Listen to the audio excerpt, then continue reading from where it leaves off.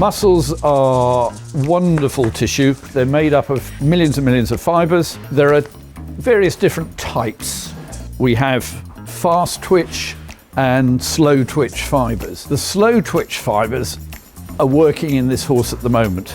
The fast twitch fibers come into action when the horse starts to move faster. We've got the muscles of the forelimb. The limb is thrust forward, and then as it weight bears, the muscles behind are pulling the horse forward, and this massive muscle mass of the ham mass and the gluteal mass here, that when the hind leg lands, when they contract, they push the horse forward. Each foot lands independently.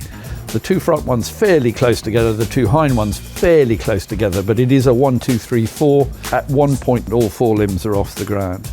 All the systems are interlinked. Oxygen via the lungs, food materials coming from the gut, from the liver, all ending up in the bloodstream, going to where the power is needed. The first few strides, they will use the stored energy that's actually already in the muscle cells. Then they will move on to the aerobic respiration of those muscle tissues, where they're using oxygen and nutrition supplied via the bloodstream. And then finally, when they get to the other end of the race and they need just that little bit more power, they'll use the anaerobic system. And what happens there is the breakdown of the sugar, it actually turns into lactic acid. And lactic acid is one of the limiting factors with fatigue in the racehorse. So when they're getting tired, it'll be because of a buildup of lactic acid within the muscles. It'll be due to a lack of oxygen within those muscles.